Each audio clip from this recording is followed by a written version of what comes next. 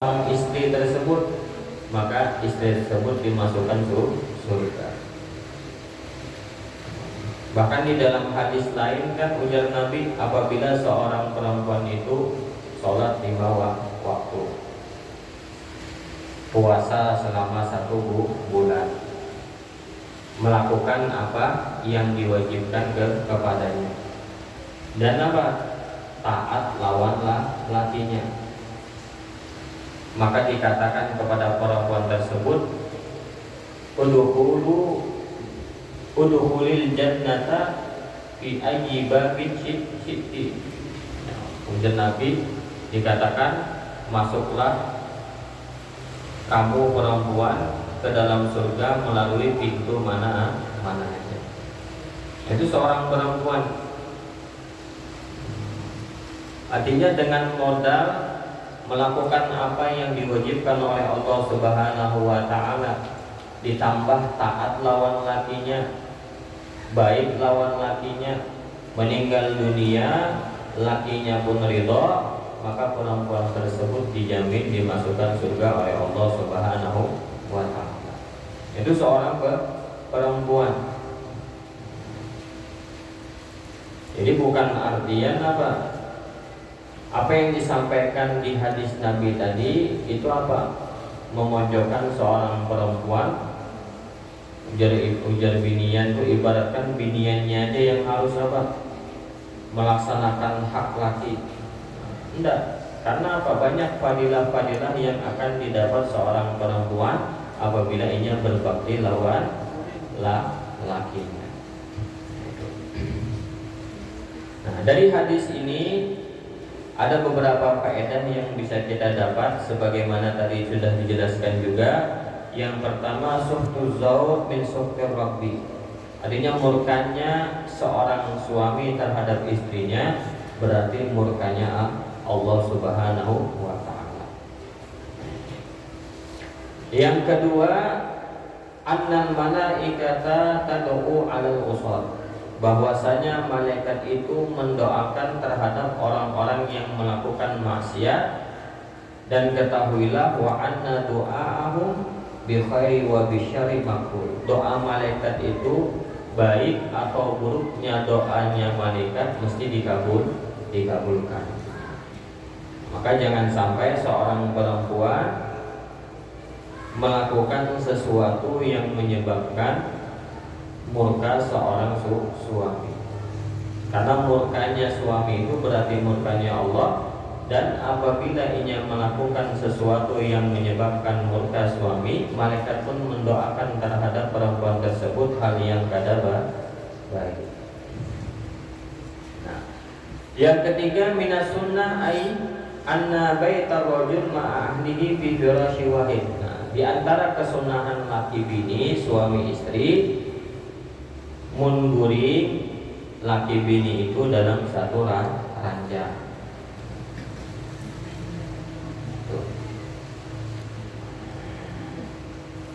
Yang keempat, jawazul li'ani lil ma'asil muslim idza kana ala wajhil ir'ab ya alla yafa'a fil fi'li. Dari hadis ini juga memberikan faedah kepada kita, boleh melaknat, berkata-kata baik kepada orang yang melakukan maksiat apabila kata-kata tersebut untuk menakut-nakuti agar dia tidak lagi melakukan maksiat tersebut. Nah, boleh menyambati orang yang melakukan maksiat dengan tujuan menakut-nakuti agar inya kada lagi melakukan perbuatan maksiat tersebut.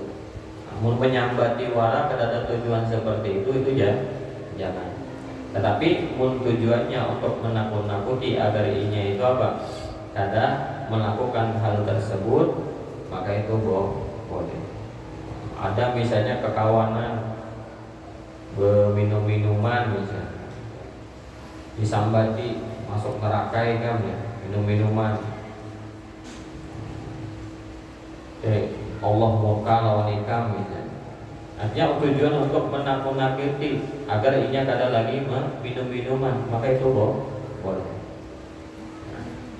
Nah kemudian yang terakhir ini menunjukkan bahwasanya seorang laki-laki itu dengan seorang perempuan yang lebih tidak tahan di dalam urusan kasur itulah lakian. Maka bagaimana caranya seorang perempuan itu harus sabar untuk menolong seorang laki-laki di dalam masalah urusan ranjang. Mun ibarat sabar-sabaran, yang lebih kada sabar itu lakian daripada binian di dalam masalah kasur ataupun ranjang.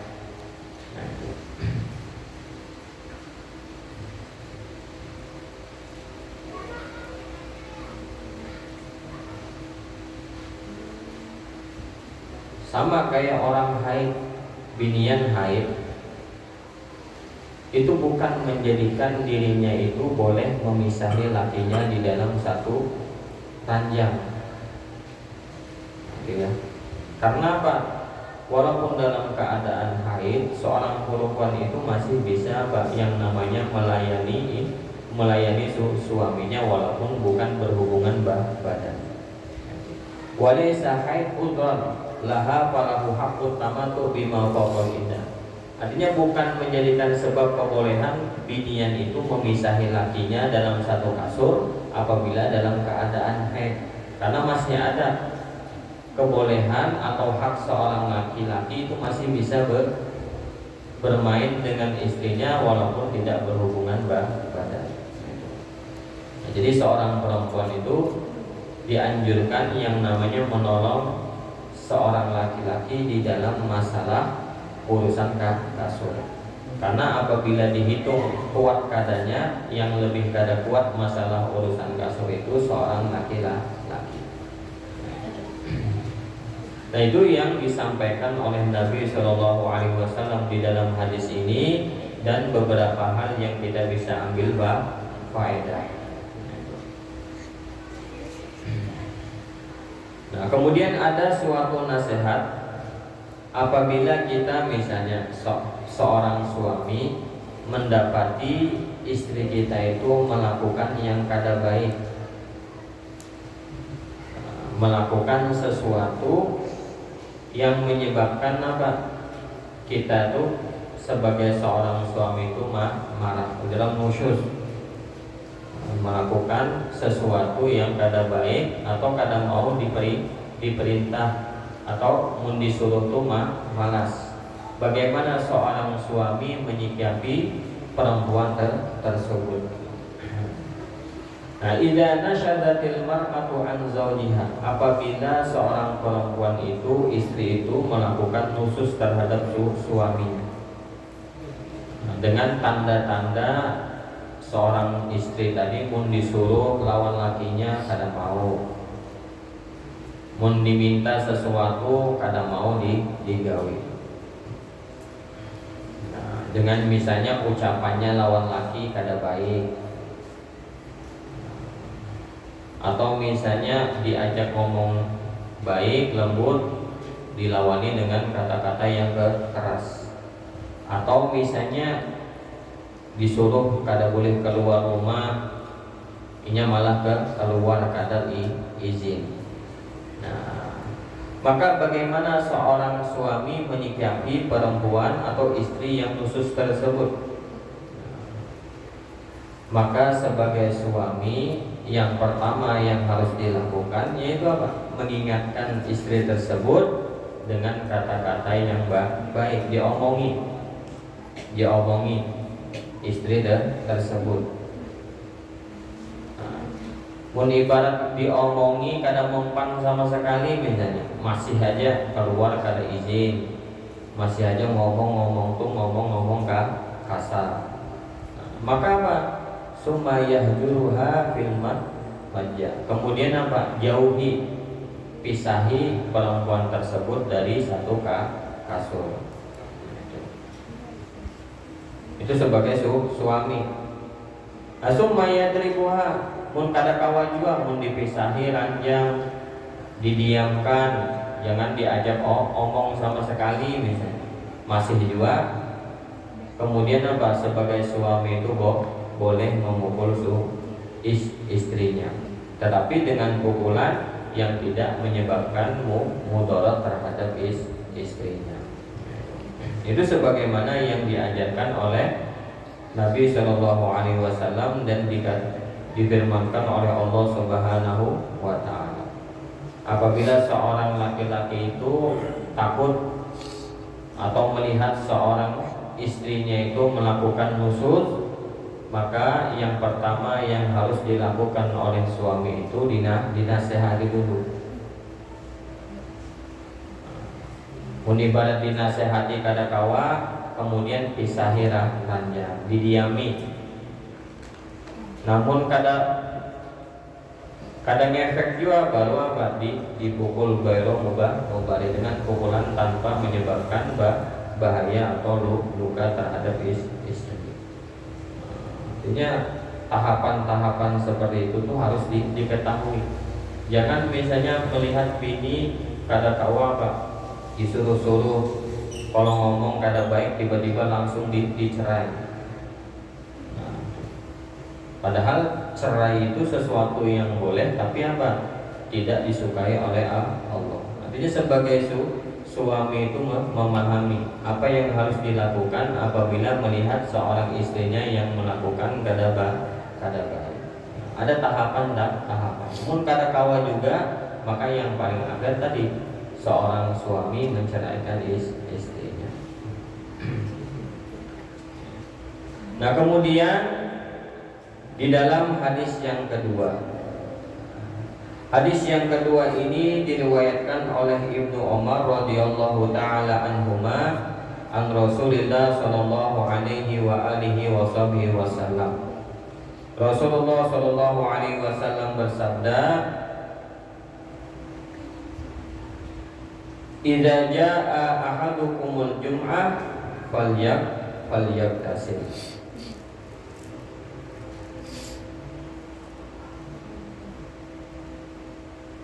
Sebelum memasuki matan hadisnya, apa yang disampaikan Nabi, di sini ada sedikit cerita tentang seorang biografi rawinya, yaitu Ibnu Umar. Ini Ibnu Umar ini nama beliau itu Abdullah bin Umar bin Khattab. Memiliki kunyah namanya Abi Abdul Rahman. Jadi artinya Ibnu Umar ini anaknya Sayyidina Umar bin Khattab. Ini ada cerita menarik terkait biografi Abdullah bin Umar.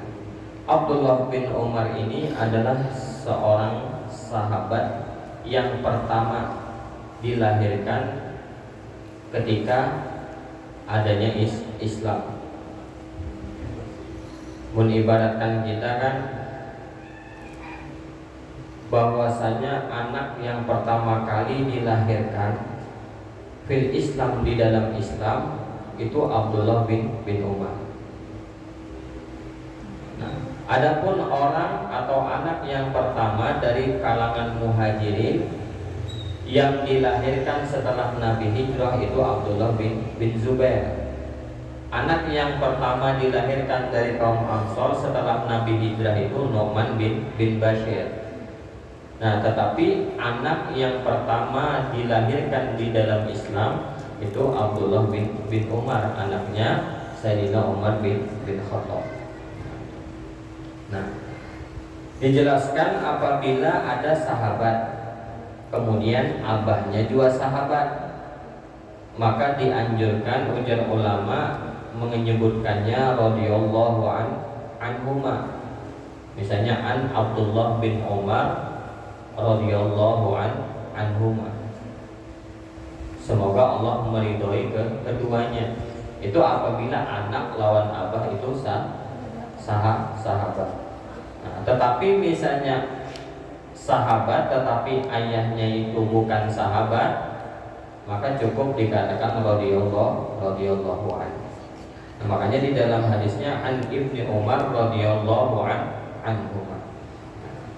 Nah, Abdullah bin Umar ini Islam ketika dalam keadaan masih kecil bersama ayahnya Sayyidina Umar. Beliau Abdullah bin Umar ini adalah seorang sahabat yang sangat apa? Senantiasa melazimi hal-hal yang sunnah. Seorang sahabat yang memiliki keutamaan. Ibaratkannya abahnya Sayyidina Umar itu kan adalah orang yang sangat berani, yang tidak takut kepada siapapun kecuali Allah Subhanahu wa ta'ala. Sehingga di antara keutamaannya Sayyidina Umar ini, ibaratkan Sayyidina Umar itu berjalan dalam satu gang, maka setan itu mesti mencari gang yang lain. Kada mau berpapasan lawan Sayyidina Umar.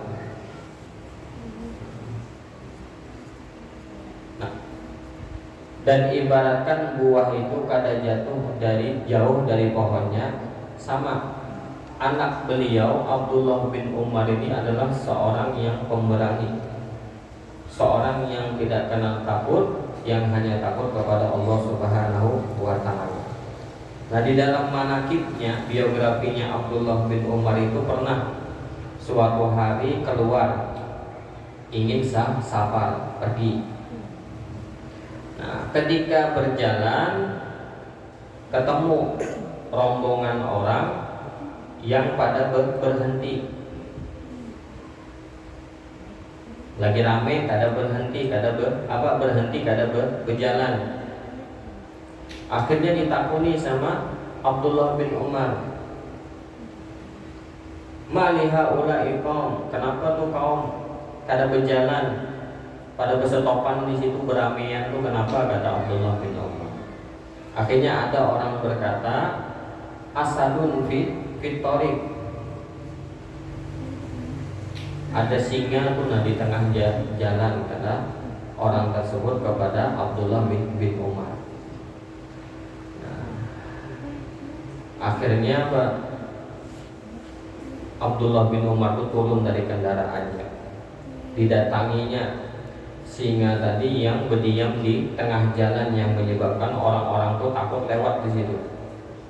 Akhirnya didatangi sama Abdullah bin Umar, kemudian ditarik telinganya singa tersebut sama Abdullah bin Umar. Ditarik, digeser ke pinggir jalan biar orang bisa lewat. Itu Abdullah bin Umar, orang yang berani. Makanya kan dikatakan man khafallah akhafallahu minhu kulla syai'. Barang siapa yang takut kepada Allah, maka Allah akan jadikan seluruhnya itu takut kepadanya. Nah, itu Abdullah bin Umar. Nah, bahkan dikatakan di dalam biografinya bahwasanya beliau Abdullah bin Umar ini tidaklah wafat kecuali dia itu berhaji sebanyak 60 kali haji. Wa tamara alfa umrah, melakukan ibadah umrah itu sampai 1000 kali. Wa ataqa alfa raqabah, dan memerdekakan budak itu sampai 1000 budak. Dan wahamala ala alfi farasin fi sabilillah, membawa hampir 1000 budak itu disedekahkan fi sabilillah. Pernah suatu hari membawa 24.000 dinar di dalam satu majlis. Itu beliau kada bakal pergi dari majlis itu, kada berdiri dari majlis itu kecuali duitnya seberataan tadi 24.000 dinar tadi itu apa? Disedekahkan. Itu Abdullah bin Umar.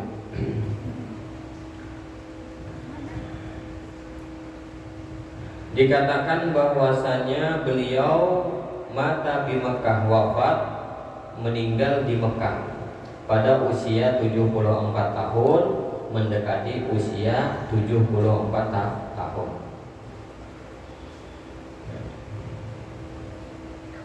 Wa kana mautuhu ba'da qatli Ibnu Zubair. Wafatnya Abdullah bin Umar ini setelah wafatnya Ibnu Zubair. 3 bulan wafat Ibnu Zubair, baru wafat Abdullah bin Umar. Nah, itu sedikit biografi terkait tentang Abdullah bin Umar, seorang rawi yang meriwayatkan hadis dari Rasulullah SAW. Ujar Nabi, idza jaa ahadukumul jum'ah falyaktasil. Apabila salah seorang kalian ingin datang sholat Jumat, falyaktasil, maka hendaklah ia mandi. Ya.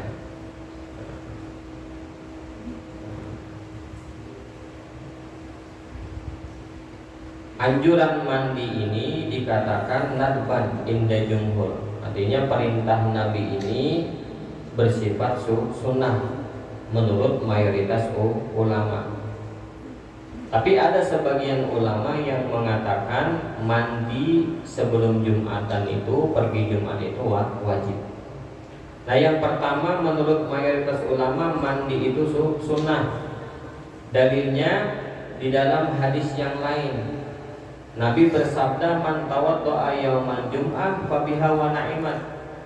Ujar Nabi, barang siapa yang berwudu di hari Jumat, maka cukup baginya dan bagus.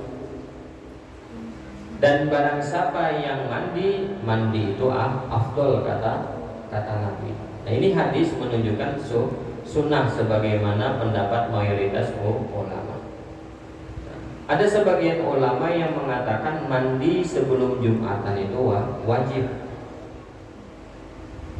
Karena apa? Kalimat di dalam hadisnya tadi yang disampaikan Nabi itu bentuknya perintah kali kita.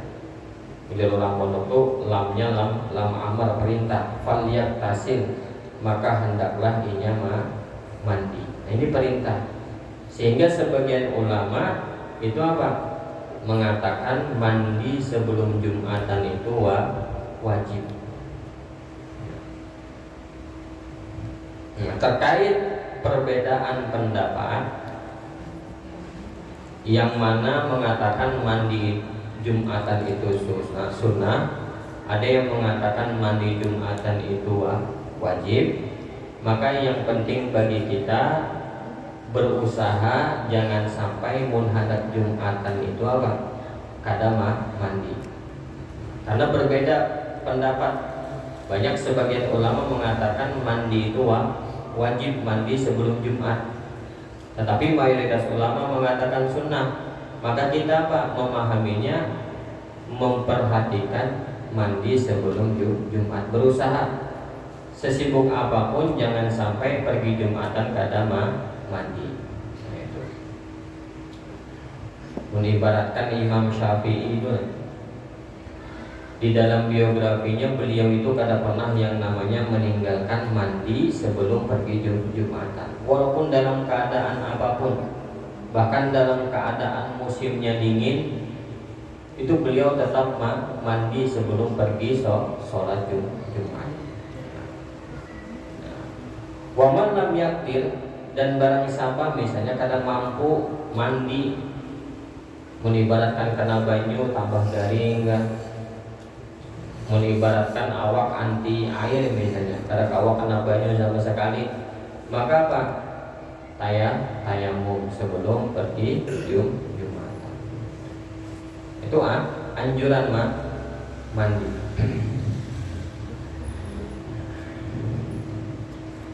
Adapun waktu dianjurkannya, dimulainya dianjurkan mandi Jumatan itu kapan? Qala Syafi'iyah annahu yubda minal fajr. Mandi Jumat itu dimulai dari fajar, terbit fajar. Kalau misalnya kita mandi subuh-subuh nih, habis subuh mandi dah. Mandi di Jumat tuh, hari Jumat subuh-subuh mandi.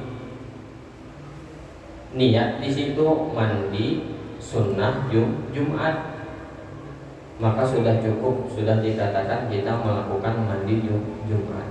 Karena awal dianjurkannya masuk waktu, dianjurkannya mandi Jumat itu ketika fajar. Tetapi yang afdol itu apa? Mandinya tadi dianjurkan qubailat dzahab ila Jumat, sebelum hendak tolak menuju sholat Jumat. Mengibaratkan jam 11 kita hendak Jumatan kita tolak, maka sebelum itu 10 menit kah 15 menit kah mandi Jumat. Itu yang afdol. Tapi kalau waktunya tadi sebelum ketika fajar pian mandi di situ sambil niat misalnya, maka cukup mencukupi mandi Jumat. Tetapi yang afdol sebelum hendak tolak Jumatan.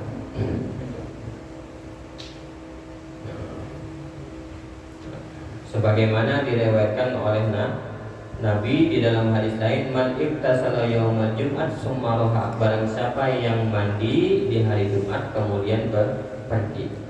Nah, kalimat summa ini untuk litartib. Litartib ma'at tarohi, besertaan waktu yang lama. Itu pendapat Imam Syafi'i, mengibaratkan waktu itu sampai dari terbit fajar.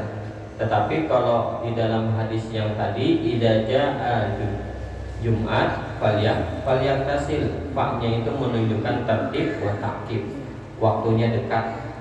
Nah, udah dekat tuh sebelum pergi berapa menit mandi baru pergi. Susunannya mandi berapa menit baru tulang. Tetapi kalau di dalam hadis yang lain itu menggunakan summa itu menunjukkan waktu tarohi, lambat. Tertib susunannya mandi baru pergi, tetapi waktunya panjang. Nah, di dalam hadis ini ada beberapa faedah yang bisa kita ambil manfaat. Yang pertama, nadbul ghusli yaumal Jumat. Dianjurkannya mandi di hari Jumat. Ala ra'yi jumhur, menurut pendapat mayoritas ulama. Wa wujubuhu inda ghairi, dan wajibnya mandi sebelum pergi Jumatan menurut ulama yang lain. Nah, berbeda pendapat. Tapi kita sebaiknya bisa yang namanya memperhatikan jangan sampai kada mandi sebelum pergi Jumatan, diusahakan. Kemudian sunniyatul ibtisal qurban dzahab, disunahkannya mandi sebelum dekat waktu pergi. Tadi dimulai waktunya itu dari terbit fajar, boleh sudah berniat di situ. Cukup sudah apabila mandi sudah di awal tadi. Tetapi yang dianjurkan, yang afdol itu sebelum pergi, beberapa menit atau beberapa waktu sebelum pergi itu mandi. Yang ketiga, istibabul ghusli li sima'atil muslimin. Nah, sebagaimana kita melakukan Jumat itu kan berkumpul lawan orang-orang banyak, itu dianjurkan kita mandi. Itu juga sebagaimana di hari raya kita mau melakukan sholat Id, sholat Idul Fitri, Idul Adha, itu kan dianjurkan mandi. Karena apa? Posisinya sama, bergabung, berkumpul dengan orang banyak. Nah, sebagaimana itu juga dalam beberapa hal, apabila kita berkumpul dengan orang-orang muslim, dianjurkan sebelum pergi itu mandi. Jadi itu kalau mau berkumpul dianjurkan mandi dalam keadaan bersih. Nah, adapun terkait tentang mandi Jumat ini, itu yang dianjurkan mereka orang-orang yang pergi Jumatan, menibaratkan lakian, binian kada dianjurkan. Nah, beda apabila Lebaran itu yang tolak sholat Id ataupun kada, itu tetap dianjurkan mandi. Menibaratkan binian posisinya dalam keadaan haid ketika itu, kan kada boleh sholat, tetapi tetap dianjurkan mandi hari raya. Kalau sholat mandi Jumat itu orang-orang yang wajib melakukan sholat Jumat. Ya. Itu hadis yang kedua terkait anjuran mandi Jumat. Nah, kemudian di dalam hadis yang ketiga dikatakan, diriwayatkan dari sahabat Abu Hurairah radhiyallahu taala anhu an Rasulillah sallallahu alaihi wa alihi wasallam, ujar Nabi, idza dakhala syahrul Ramadan futihat abwabul jannah wa ghuliqat abwabu jahannam wa sulsilatis syayatin.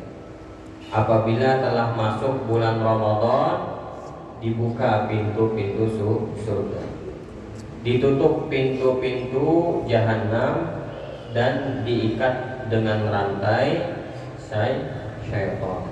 Nah, ini nanti untuk pertemuan akan datang. Kenapa sih bulan Ramadan itu yang pertama disebut bulan Ramadan?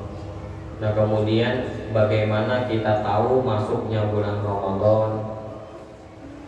Kemudian apa sih yang dimaksud dengan terbukanya pintu surga di bulan Ramadan itu? Apa yang dikatakan Nabi? Apa sih yang dimaksud dengan tertutupnya pintu-pintu jahanam di bulan Ramadan? Dan syaitan itu dibelenggu itu apa maksudnya?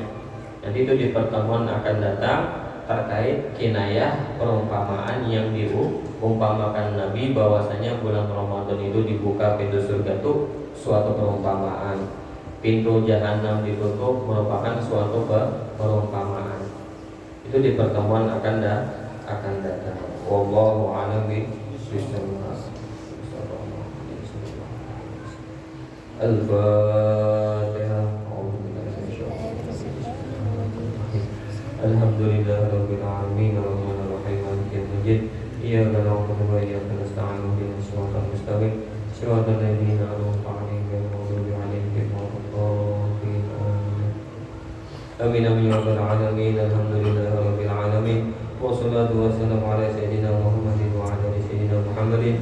Allahumma fa'alna bima 'allamtana wa 'allimna ma yanfa'una. Allahumma ighfir lana alimin. Allahumma inna nas'aluka ma qara'na fadlna ilayna inda hajatina ya Allah. Allahumma sur uyubana wa uyuba mu'allimina 'anna wa la tuzigh barakata 'ilmina. Allahumma ij'al jam'ana jam'an marhuma wa tafarraqana min ba'di taqwa